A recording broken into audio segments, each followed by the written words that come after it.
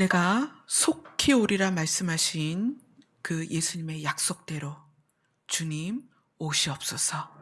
우리가 주님을 기다립니다. 주님을 기다리는 우리 가운데 주님께서 주님을 맞이할 수 있는 준비가 되도록 도와주시옵소서.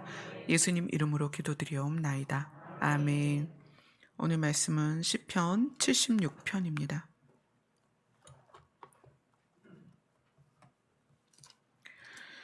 시편 76편 1절부터 12절 말씀입니다. 함께 읽겠습니다. 시작. 하나님은 유다에 알려지셨으며 그의 이름이 이스라엘에 알려지셨도다. 그의 장막은 살렘에 있으며 그의 처소는 시온에 있도다.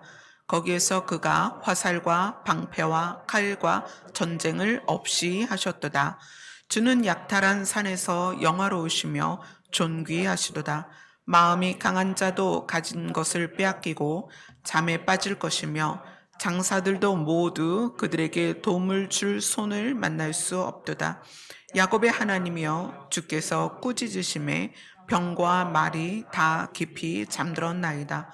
주께서는 경외 받으리시니 주께서 한번 노하실 때에 누가 주의 목전에 서리이까.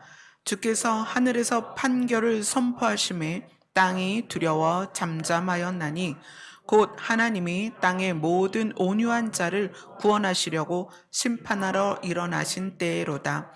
진실로 사람의 노여움은 주를 찬송하게 될 것이요 그 남은 노여움은 주께서 금하시리다. 너희는 여호와 너희 하나님께 서원하고 갚으라. 사방에 있는 모든 사람도 마땅히 경외할 이에게 예물을 드릴지로다. 그가 고관들의 길을 꺾으시리니 그는 세상의 왕들에게 두려움이시로다. 아멘. 이 시 전체를 읽어보면 뚜렷하게 이게 이런 시구나라고 맥을 잡는 어떤 부분이 하나님께서 심판을 하실 것이고 그 다음에 누군가는 하나님께서 살리실 것이고 그 과정이 이렇게 좀 보이는데 이건 76편을 우리가 이해를 하려면 하나님의 세계관을 알아야 돼요. 하나님의 세계관. 우리가 개인이 세계에 대하여 어떤 역사적인 관점을 가질 수 있죠. 그걸 개인의 세계관이라고 할 수가 있고 또 나라별로 세계의 역사 안에서 나라별로 세계를 바라보는 국가적인 세계관이 있어요. 근데 하나님은 우리를 창조하신 분으로서 하나님의 보좌에서 세상을 바라보는 하나님 자신의 세계관이 있다는 거예요. 기독교적인 세계관은 기독교인의 세계관은 하나님의 세계관을 받아들인 상태로 세상을 봐야 돼요. 그래서 바르게 세상을 분별할 수 있어야 됩니다. 그럼 우리는 하나님의 세계관을 알아야 되죠.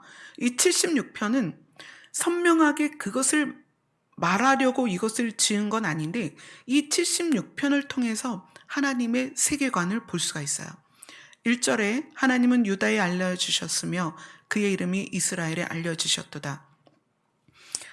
신이신 하나님을 알게 된 사람들이 유다라는 표현으로 이스라엘이라는 표현으로 또 지금 우리는 성도라는 표현으로 되어 있습니다.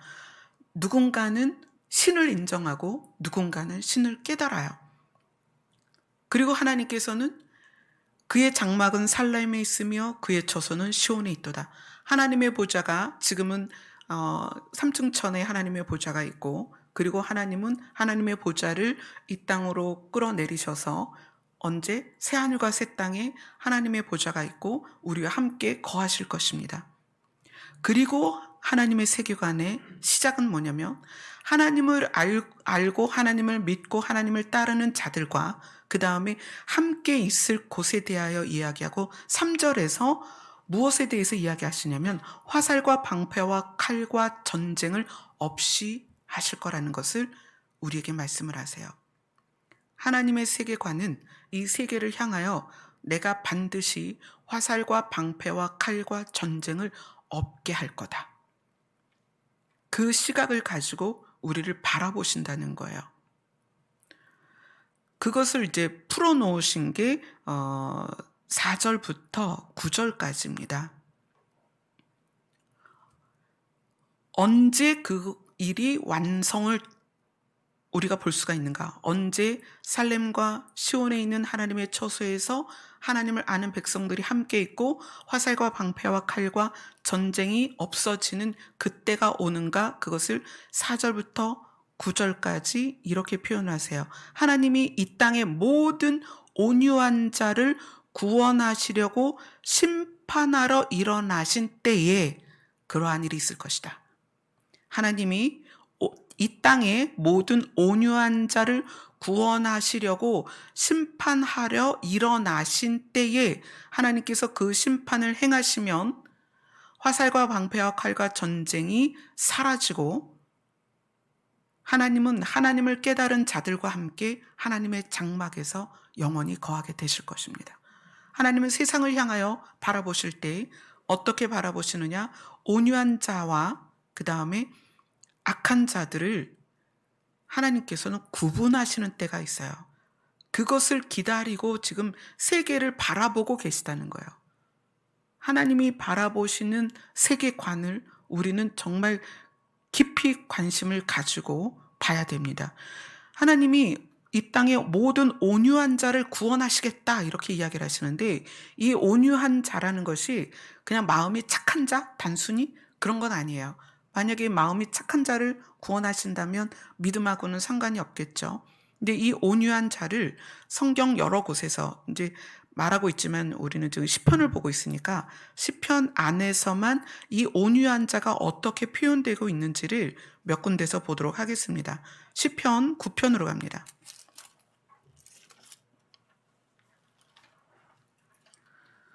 하나님이 보시는 세계관 안에는 사람과 세상이 있어요. 하나님이 보시는 사람에 대한 관점, 그거를 이해를 해야 우리의 기독교인의 세계관이 될 수가 있죠. 시편 9편 12절입니다. 11절 12절을 같이 읽겠습니다. 시작. 너희는 시온에 계신 여호와를 찬송하며 그의 행사를 백성 중에 선포할지어다. 피 흘림을 신문하시는 이가 그들을 기억하시며 가난한 자의 부르짖음을 잊지 아니하시도다. 자, 그리고 시편 10편의 12절을 보겠습니다. 시편 12절 같이 읽습니다. 시작. 여호와여 일어나옵소서, 하나님이여 손을 드옵소서, 가난한 자들을 잊지 마옵소서. 온유한 자라는 거 우리가 지금 오늘 시편 76편에 나오는 땅의 모든 온유한 자를 구원하신다라고 할 때에 그 온유한 자에는 시편 9편과 10편에 나와 있는 가난한 자를 포함하고 있어요. 이 온유한 자가 같은 단어를 해석을 가난한 자 이렇게 표현을 해요. 예수님도 그렇게 말씀하셨죠. 심령이 가난한 자는 복이 있나니. 이 가난은 물질적인 가난함보다는 우리가 영적으로 신을 향한 갈망을 가진 자를 말하는 거예요. 가난한 자. 억압을 받으면서도 이 시대상으로 신을 대적해서 무엇인가 자기 유익을 구할 수도 있지만 신을 알고 신을 깨닫고 나서는 그 신을 향한 소망과 신을 향한 갈망 때문에 차마 이 땅에서 죄를 짓지 못하고 차마 이 땅에서 악하게 살 수 없는 그들. 그래서 신을 위하여 자처한 가난. 그것이 심리적으로도 또 물질적으로도 가난이라는 표현 안에 있어요. 이 땅의 모든 온유한 자를 구원하실 건데 그 온유한 자 안에 들어가는 게 바로 이 가난한 자라는 거예요. 하나님을 향한 갈망과 하나님을 사랑하는 것 때문에 나의 것을 포기한 사람들. 앞으로 세상이 계속 그렇게 그런 상황으로 가겠지만 우리는 이 부분에서 우리 자신이 하나님을 깨닫고 나서 하나님으로 인하여 마음도 삶도 가난할 수 있는가? 하나님의 세계관 안에는 이러한 가난한 자를 향한 하나님의 시선이 있다는 거예요. 세상을 바라보실 때 이런 가난한 자들을 하나님께서 바라보고 계시다는 거예요. 그리고 어떻게 그들을 잊지 않으실 거라는 거예요. 자, 그다음에 이 온유한 자들이 어떻게 표현이 되고 있냐면 시편, 지금 우리 시편을 봤죠. 시편 17절입니다.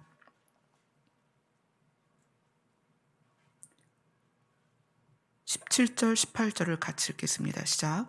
여호와여, 주는 겸손한 자의 소원을 들으셨사오니 그들의 마음을 준비하시며 귀를 기울여 들으시고 고아와 압제당하는 자를 위하여 심판하사 세상에 속한 자가 다시는 위협하지 못하게 하시리이다. 하나님의 세상 그 세계관 안에 들어있는 사람, 하나님의 관심을 갖고 있는 사람이 누구냐면 겸손한 자라는 거예요. 겸손한 자. 이거는 우리가 주일날 보고 있는 자기 안의 분노 때문에 자기를 위로하기 위해서 문제를 회피하고 피하고 숨는 그런 데서 타인이 볼 때 겸손해 보이는 그 겸손이 아니에요.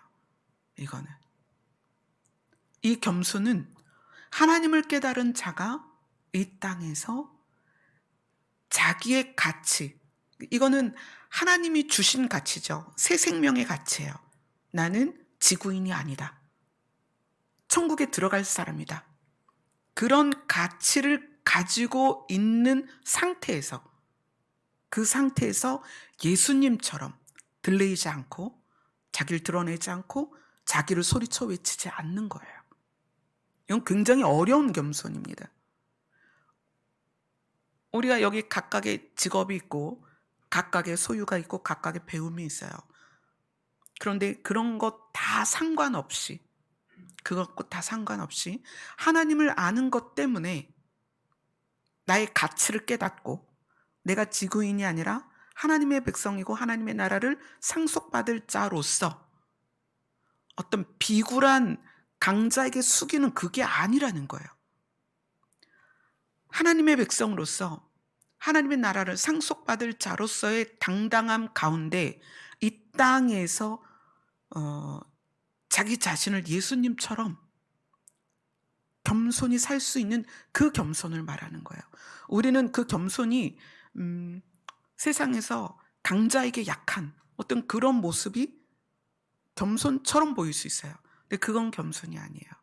그건 비굴한 거예요. 강자에게 약하고 약자에게 강한 그런 사람들 굉장히 많죠. 우리 주변에 또 우리 스스로가 그런 사람일 때가 있어요. 근데 하나님은 그게 아니라 우리의 내면을 진짜 보시는 거예요. 진짜 겸손을 보시는 거예요. 근데 하나님은 겸손한 자의 소원을 들으시고 그들의 마음을, 겸손한 자들의 마음을 견고하게 하셔서, 여기는 준비하시며 이렇게 표현되는데 견고하게 하신다는 거예요. 겸손한 자들의 마음을. 시편 22편으로 갑니다.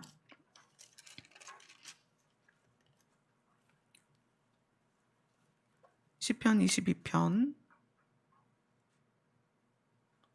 26절입니다. 같이 읽습니다. 시작. 겸손한 자는 먹고 배부를 것이며 여호와를 찾는 자는 그를 찬송할 것이라. 너희 마음은 영원히 살지어다. 이 여기서의 겸손한 자, 이것도 땅의 모든 온유한 자를 구원하시려고 할 때 그 온유한 자를 겸손한 자라고 표현을 했어요. 이 겸손한 자가 하나님께서 주시는 것을 먹고 배부를 것이고 그를 찬송할 것이며, 하나님께서는 그들의 마음을, 아까도 마음을 견고하게 하신다고 그랬는데 그 마음을 다루셔서 영원히 살 수 있는 마음의 상태로 이끌어 가십니다. 이 겸손한 자를 여러분 정말 곰곰이 생각하셔야 돼요. 내가 겸손한가? 이 겸손한 것이 실상 우리의 이 삶에서 드러나야 되는데 이 드러남은 없는 자의 비굴하고는 전혀 달라요. 이건 여러분들이 각자의 숙제로서 이 겸손을 정말 깊이 묵상하셔야 돼요. 제가 정답을 드릴 수 있는 게 아니에요. 각각의 상황이랑 처지가 너무나 다르기 때문에 각각의 상황에서 겸손을 여러분 반드시 찾으셔야 됩니다. 시편 147편입니다.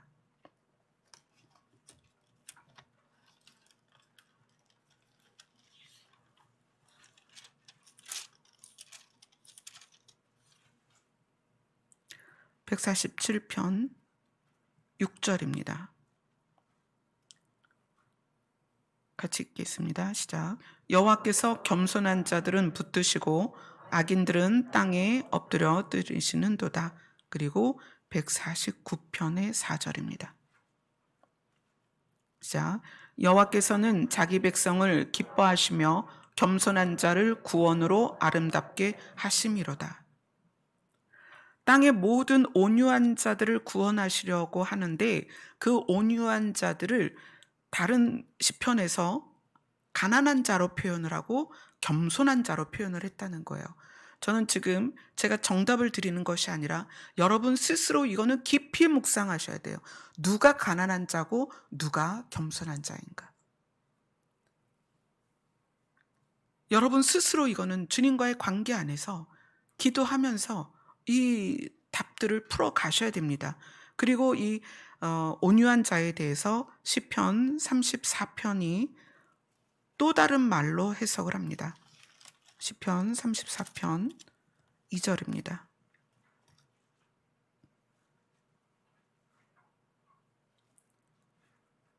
(34편) 2절 같이 읽겠습니다. 시작. 내 영혼이 여호와를 자랑하리니 곤고한 자들이 이를 듣고 기뻐하리로다. 여기서 곤고한 자들은 힘든 일을 만나고 어려운 상황에 있는 사람들이에요. 그런데 그들이 여호와를 자랑하는 것을 듣고 기뻐한다는 거예요. 그러면 어려운 상황이나 힘든 일을 당하는 사람들 중에 무엇을 기대하고 있냐면 여호와 하나님을 기대하는 사람들이에요. 그 가운데 있는 곤고하지만 그냥 세상에서 힘든 일을 당하는 모든 사람을 말하는 것이 아니라 힘든 일이 어려운 일이 있지만 그 상황에서 누구를 바라보는 여호와를 바라보는 사람. 곤고함이 무조건 어려운 일을 당한 사람이 아니라 어려운 일을 당했을 때 하나님을 향한 기대, 하나님을 향한 소원을 갖고 있는 사람들은 여호와를 자랑하는 말을 들으며 기뻐하게 돼 있어요. 근데 이 온유한 자를 곤고한 자라고 표현을 하고 있다는 거예요. 하나님은 곤고한 자를 구원하십니다. 왜냐하면 이 땅에서 모든 상황에서 돈 있는 사람을 기대하거나 힘 있는 사람을 기대하는 것이 아니라 하나님을 기대하고 있기 때문에 하나님이 그러한 자를 구원하신다는 거예요. 시편 69편으로 갑니다. 시편 69편 32절입니다.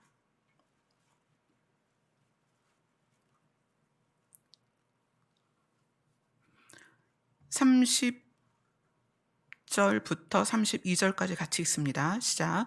내가 노래로 하나님의 이름을 찬송하며 감사함으로 하나님을 위대하시다 하리니 이것이 소 곧 뿔과 굽이 있는 황소를 드림보다 여호와를 더욱 기쁘시게 함이 될 것이라.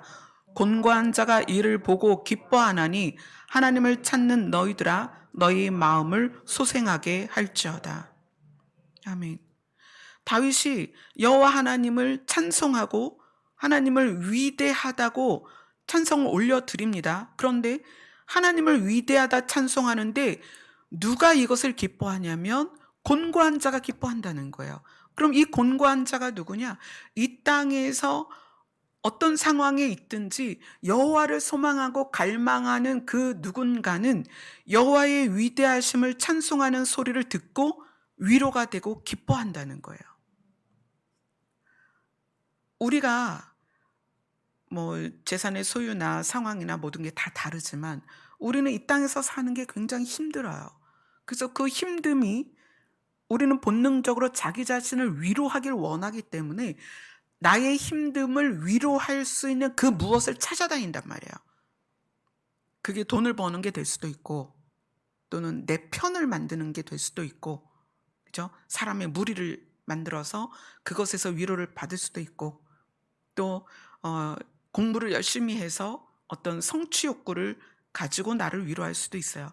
수많은 위로 거리가 굉장히 많습니다. 세상에 좋은 게 너무 많죠. 그런데 여기에서의 곤고함은 세상에서 힘듦에 대한 위로를 하나님을 향하여 하고 있다는 거예요. 그래서 하나님의 살아계심이 증거될 때마다, 하나님이 위대하시다라는 찬양을 들을 때마다 마음이 기뻐지는 거예요. 여러분이 여러분의 어려운 상황에서 여러분을 위로하는 게 무엇인가 정말 곰곰이 생각을 해봐야 돼요. 여러분이 지치고 좌절되고 힘들고 낙심될 때 여러분에게 무엇이 위로가 되는가? 여기에서의 곤고한 자는 하나님만이 위로가 되는 자를 말하는 거예요. 그들이 곤고함을 겪게 되는 이유가 무엇인지는 모르지만 그들의 곤고함 가운데 하나님만이 위로가 되기 때문에 다윗의 찬양, 하나님이 위대하시다라는 다윗의 찬양을 들으면서 그들이 기뻐하는 거예요. 그들이 어떻게? 마음이 소생되었다는 거예요.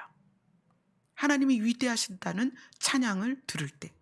그래서 우리는 우리의 어려움과 힘든 곤고한 날들 속에서 나 자신이 무엇을 가지고 위로를 받는가?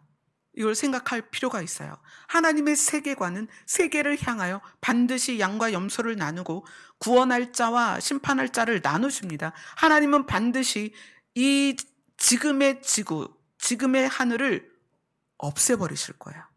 그리고 처음 하늘과 처음 땅이 사라진 다음에 그 자리에 새 하늘과 새 땅을 지으실 것입니다. 하나님의 세계관은 그러한 역사 가운데 사람에게 시선을 집중하고 있다는 거예요. 어떤 사람? 가난한 자. 하나님을 향하여 마음이 가난하고 하나님 때문에 가난을 스스로 자처하는 그 가난한 자들을 향하여 하나님의 시선이 집중되어 있다는 거예요. 하나님의 시선은 겸손한 자들에게 집중되어 있습니다. 능력이 없고 가난하고 아무것도 없어서 패배자처럼 사는 게 겸손이 아니에요. 가진 것이 있고 힘이 있고 능력이 있으되 예수 그리스도처럼 들레이지 않는 거예요. 예수 그리스도처럼 자기를 나타내지 않는 거예요. 하나님은 그 겸손한 자를 찾고 있습니다. 하나님의 세계관 안에는 사람이 있다는 거예요. 하나님이 세상을 창조하신 이유가 아담을 위하여였어요. 새하늘과 새 땅의 창조는 누구를 위하여? 하나님이 구원해야 될 사람을 위하여입니다. 그래서 하나님의 세계관 안에는 사람이 가장 중요하다는 거예요. 그런데 오늘 시편 말씀에 땅의 모든 온유한 자를 구원하겠다. 근데 그 온유한 자가 누구냐? 가난하고 겸손하고 그 다음에 지금 본 곤고한 자라는 거예요. 이 땅에서 힘들고 어렵고 슬프고 외롭고 그런 모든 상황에서 그 위로를 어디에서 얻으려고 한다? 하나님께 위로를 얻으려고 한다. 그래서 그 곤고한 자와 짝이 되는 게 뭐냐면 하나님을 찬송할 때 기쁨이 되는 거예요. 그죠? 시편 34편도 그렇고 69편도 그렇고 곤고한 자와 짝을 이루는 구절이 뭐냐면 하나님을 찬양하는데 그 찬양을 들으며 하나님이 위대하다 고백하는데 그 하나님이 위대하다는 고백을 들으며 마음이 소성이 되고 마음이 기뻐진다는 거예요. 그럼 그 곤고한 자는 무엇을 위로로 삼고 있다? 하나님을 위로로 삼고 있다. 하나님이 그러한 곤고한 자를 살리려고 하신다는 거예요. 그러한 곤고한 자를 위로하신다는 거예요. 자, 그 다음에 시편 76편에서 온유한 자를 구원하시겠다 그랬죠. 시편 25편을 보겠습니다. 시편 25편 9절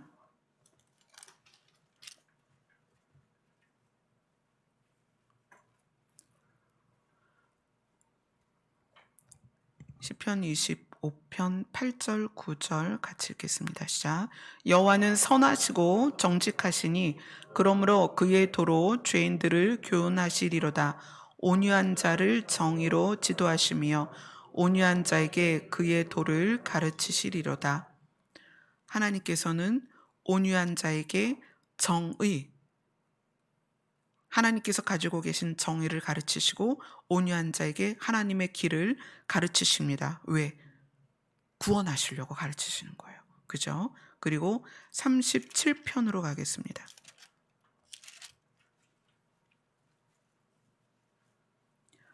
하나님께서 정의와 도를 가르친 온유한 자들이 어떻게 되는가? 시편 37편 11절입니다. 10절, 11절 같이 읽겠습니다. 시작. 잠시 후에는 악인이 없어지리니 내가 그곳을 자세히 살필지라도 없으리로다. 그러나 온유한 자는 땅을 차지하며 풍성한 화평으로 즐거워하리로다. 아멘. 온유한 자가 꼭 짝을 이루는 게 있는데 악인들하고 늘 비교를 하세요. 온유한 자와 악인. 근데 이 악인은 온유한 자와 악인이 늘 함께 왜 같이 나오느냐? 악인은 자기의 이익을 위해서 타인들에게 피해를 주는데 그 마음이 어디서부터 나오냐면 하나님과 분리되어 있기 때문에 그런 심리가 나올 수밖에 없는 거예요. 근데 온유한 자는 하나님과 연합되어 있기 때문에 자기를 위하여 타인에게 피해를 주지 않아요. 하나님과 연합된 것이 화를 내거나 시기를 하거나 질투를 하거나 분노를 해서 자기를 위하여 타인을 공격하는 모습이 온유한 자에게는 없다는 거예요. 왜? 하나님과 연합되어 있기 때문에. 하나님에게서 그 생명이 공급되고 있기 때문에 악인의 모습을 가지고 있지 않아요. 하나님은 온유한 자들을 하나님의 땅을 차지하도록 할 것입니다. 아멘. 자, 지금 시편 76편은 하나님의 세계관을 보여주고 있어요. 다시 본문으로 갑니다. 시편 76편으로 가면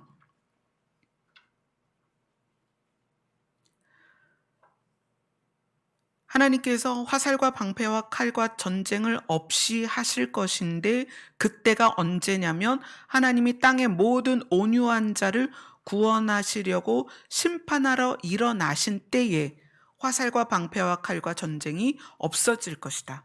그 하나님이 구원하고자 하는 땅의 모든 온유한 자는 가난한 자, 겸손한 자, 곤고한 자를 포함하고 있다.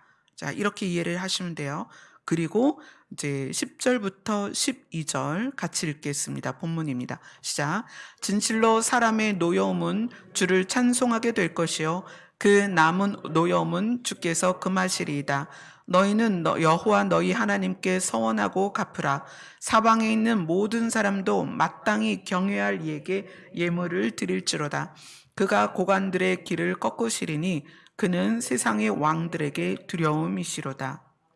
이거는 하나님의 세계관 안에서 하나님이 구원하실 온유한 자들이 하나님의 심판을 깨닫고 나서 하나님이 그 심판을 이루실 때에 사람들의 노여움, 이게 지금 노여움으로 표현이 됐는데 이 땅에서 사는 동안에는 악인에 대한 우리의 분노가 있어요. 그렇죠? 악한 자들이 잘 되고 악한 자들이 믿는 자들이나 겸손한 자들이나 온유한 자, 가난한 자, 곤고한 자를 핍박하기 때문에 그들에 대한 노여움이 있어요. 근데 그것이 이제는 끝나게 될 거라는 거예요. 그리고 오히려 하나님을 감사하게 될 것이다. 하나님께서 구원한 온유한 자들이 이 땅에서 느꼈던 그 노여움이 이제 끝나고 사라질 것이다. 그리고 이제 하나님과 함께 그 모든 관계 안에서 여기서는 서원을 갚고 예물을 드린다고 표현이 되어 있는데 하나님께서 구원하신 그 모든 온유한 자들이 하나님께 찬양과 경배를 드리게 될 것이고 그 다음에 고관들의 길을 꺾으신다. 그리고 세상의 왕들에게 두려움이 되실 것이다 라는 것은 심판받는 자들의 모습을 이제 이렇게 표현을 한 거죠. 자, 이것이 하나님이 세상을 향하여 바라보고 있는 하나님의 세계관이 드러나 있는 곳이고 이것을 그대로 삶에서 살아낸 사람이 있어요. 하나님의 세계관이 자기 자신에게 적용돼서 그것을 삶으로 살아낸 사람. 그것이 시편에 나옵니다. 시편 131편으로 갑니다.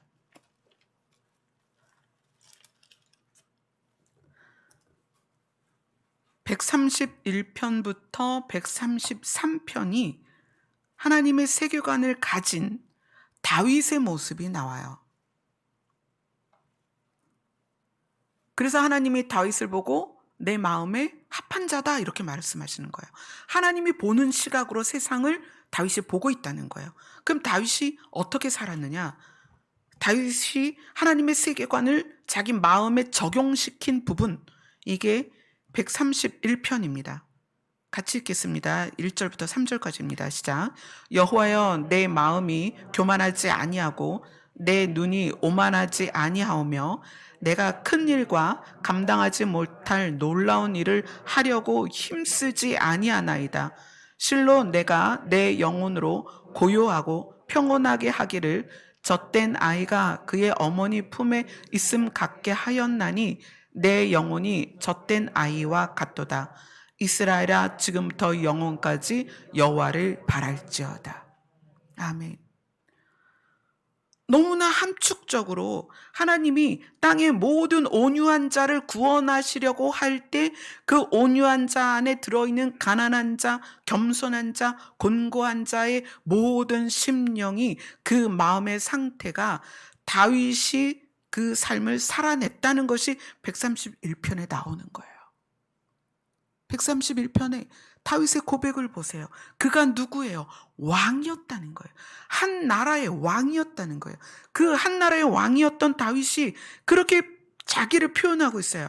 하나님, 내 마음이 교만하지 않기를 원하고요. 내 눈이 오만하지 않기를 원합니다. 눈이 오만하다는 건 뭐예요? 사람들을 향하여 비웃거나 폄하하거나 낮게 보거나 그러지 않는다는 거예요. 내 눈이 오만하지 아니하오며 내가 큰 일과 감당하지 못할 놀라운 일을 하려고 힘쓰지 아니하나이다. 이게 겸손이라는 거예요. 다윗은 뭐든지 할 수 있었습니다. 한 나라의 왕이었어요. 그러나 그러한 다윗이 적군이 쳐들어오면 군대를 모으는 것이 아니라 하나님 앞에 갔다는 거예요. 어찌하오리까? 저 적을 저에게 붙이실 것입니까? 내가 나가서 싸워야 될 것입니까? 그걸 하나님께 여쭈었다는 거예요. 왕이라면 그 많은 재산을 가지고 성전을 지을 수 있습니다. 그러나 하나님이 아니야, 너 짓지 마. 그러니까 모든 걸 준비시켜 놓고 스톱했다는 거예요. 여러분, 이건 정말 놀라운 거예요. 모세가 애굽에서 나올 때 애굽의 상황이, 모세가 40년 후에 다시 들어가 보니까 어떻게 바뀌었냐면, 바로가 이스라엘 백성을 종으로 삼은 상태에서 자기의 궁전을 더 크게 짓기 위해서, 자기를 우상화하는 그 동상을 더 크게 만들기 위해서 이스라엘 백성의 노역을 몇 배로 크게 했다는 거예요. 왕은 그럴 수 있습니다. 왜? 본인이 다스리는 자이기 때문에 그 다스리는 권세를 얼마든 부릴 수 있다는 거예요. 그런데 여기에서의 다윗은 왕임에도 불구하고 내가 큰 일과 감당하지 못할 놀라운 일을 하려고 힘쓰지 아니하였다. 왜냐하면 그 일들을 하나님께서 행하실 것이기 때문에, 하나님이 주권자이시기 때문에, 그리고 하나님이 세계를 향하여 보실 때에 어떤 사람을 기뻐하는지를, 하나님의 세계관 안에 있는 사람을 보시는 시선을 다윗이 알았다는 거예요. 그래서 하나님은 놀라운 일을 감당하는 걸 기뻐하는 것이 아니라 겸손한 자를 기뻐한다는 것을 다윗이 알았다는 거예요. 그래서 힘쓰고 애쓰지 않았다는 거예요. 그리고 어떻게?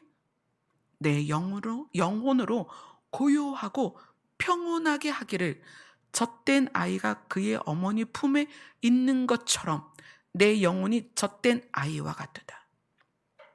모든 것을 하나님께 의탁하고 의지하고, 사실 그 젖된 애기라는 건 우리나라로 따지면 한 돌 정도 돼서 돌 전에 젖을 떼죠. 그리고 이유식하고 분유를 먹고 그러잖아요. 그 아기가 돌로 따진다면 첫 돌을 맞은 아기가 엄마 저 하버드대 갈게요. 엄마 저 시험 100점 맞고 싶어요. 엄마 저 스포츠카 사주세요. 이러지 않는다는 거예요. 그죠? 모든 욕구가 내려놓아진 아예 시작도 하지 않는 상태라는 거예요. 분냄도 시기도 질투도 욕망도 욕구도 없는 모든 것이 충족된 평안한 상태. 누구로 인해서? 여호와 하나님으로 인해서. 그게 다윗의 상태였다는 거예요. 이스라엘에 지금부터 영원까지 여호와를 바랄지어다. 믿는 자들에게 말하는 거예요. 여호와를 바라는 것 외에 아무것도 없었으면 좋겠다. 내가 그렇다. 다윗이 자기를 소개하는 거예요. 그랬을 때에 그 다윗의 세계관을 하나님께서 보시고 어떻게 하셨는가? 132편부터 132편 1절로 18절까지입니다. 함께 읽도록 하겠습니다. 시작. 여호와여 다윗을 위하여 그의 모든 겸손을 기억하소서. 그가 여호와께 맹세하며 야곱의 전능자에게 서원하기를 내가 내 장막 집에 들어가지 아니하며 내 침상에 오르지 아니하고 내 눈으로 잠들게 하지 아니하며 내 눈꺼풀로 졸게 하지 아니하기를 여호와의 처소 곧 야곱의 전능자의 성막을 발견하기까지 하리라 하였나이다. 우리가 그것이 에브라다에 있다함을 들었더니 나무밭에서 찾았도다. 우리가 그의 계신 곳으로 들어가서 그의 발등상 앞에 엎드려 예배하리로다.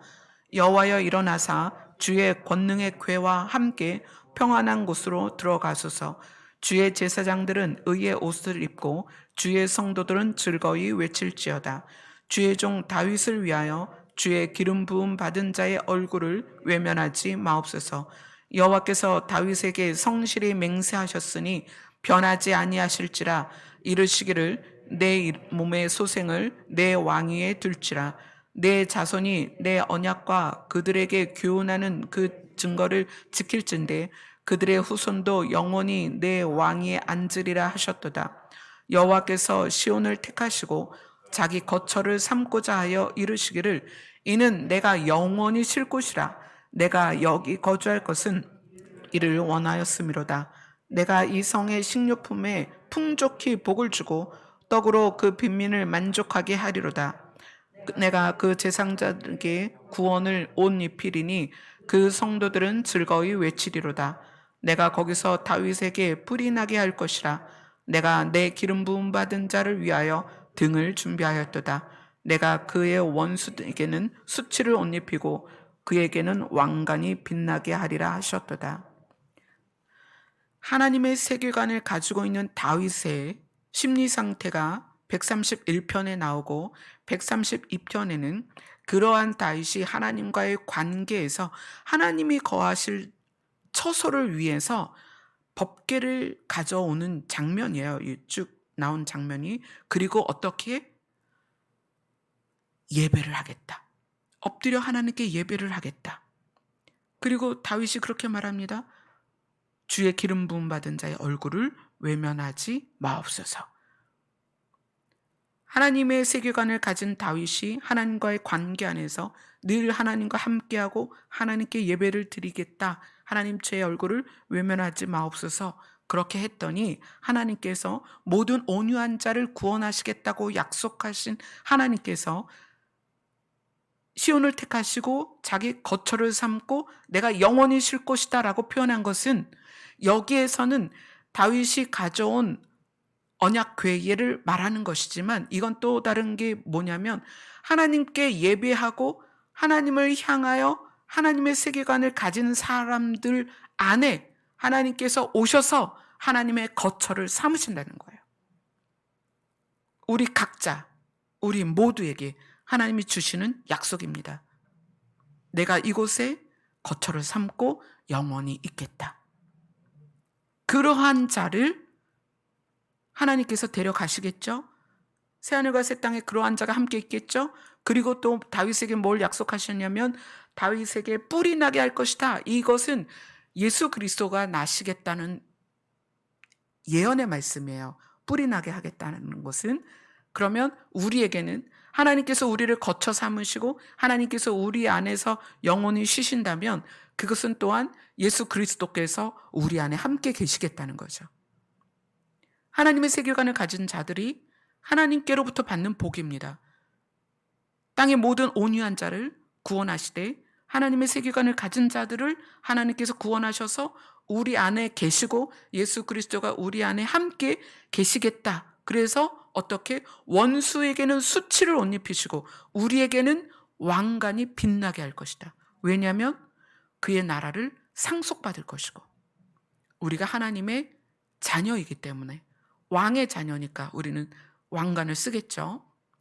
자, 그리고 나서 133편은 뭐에 대한 이야기냐면 하나님의 세계관을 가진 자들이 이 땅에서 어떻게 사는가. 하나님과의 관계 말고 이거는 이제 사람과의 관계를 말하는 거예요. 133편 1절로 3절까지 같이 읽겠습니다. 시작.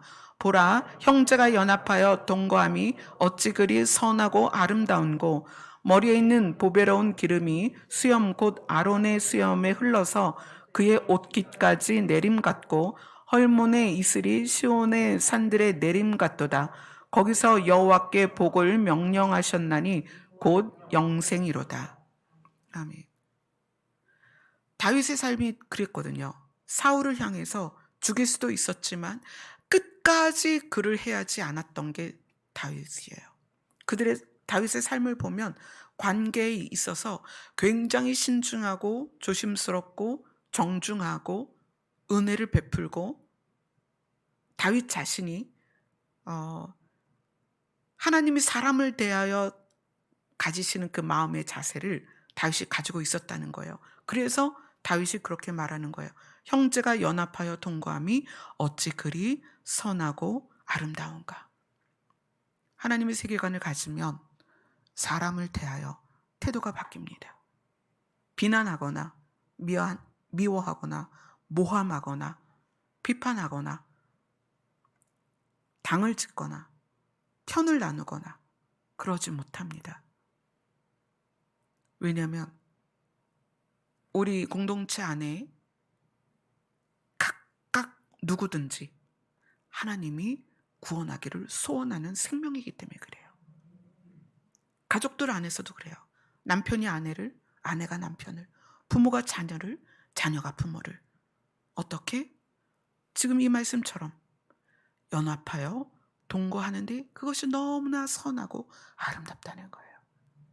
그렇게 드러날 수밖에 없다는 거예요.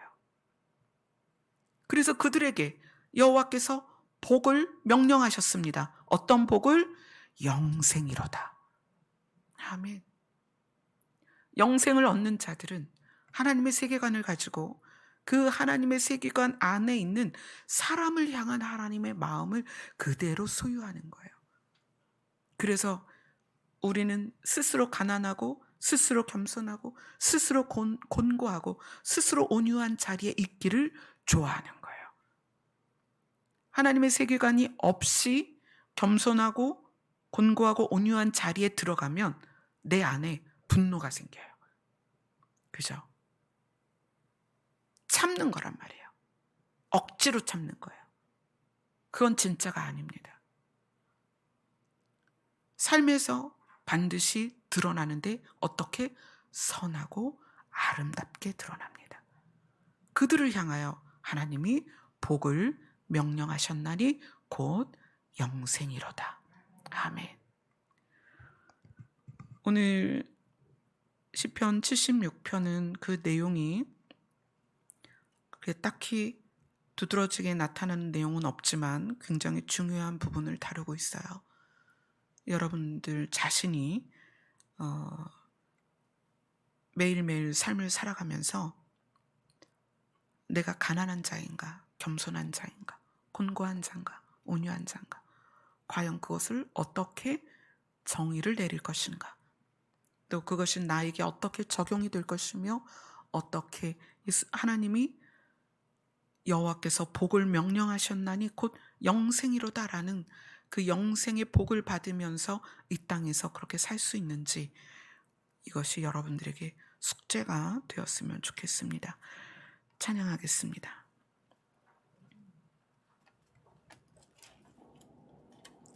찬송가 178장입니다.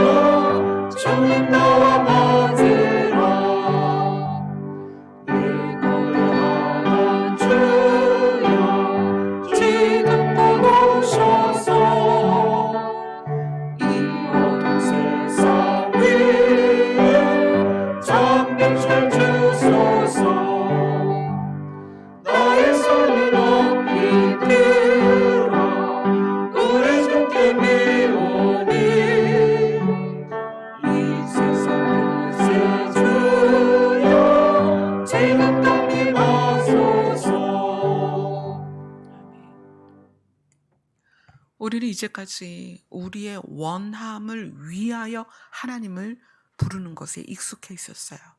그런데 이제는 하나님이 우리를 향하여 바라보시는 그 시선 안에 내가 들어있는지, 또 하나님은 어떤 각도로 우리를 보기를 원하시는지, 또 하나님이 우리를 보시는 어떤 그 기준들, 그것들이 우리 안에서 아주 중요하게 작용이 돼야 됩니다. 그렇지 않으면 우리가 지금 찬양처럼 예수님이 오실 때가 너무나 가까이 와 있는데 여전히 우리의 옛 습성대로 우리의 필요를 따라 하나님을 구하는, 그걸 벗어날 수가 없어요. 하나님의 세계관이 여러분 안에 깊이 들어와서 오늘 시편 131편부터 133편까지 그 다윗의 삶으로 조명되는 그 모습이 우리 안에서 발견되어지기를 소원합니다. 우리 다 같이 기도하겠습니다.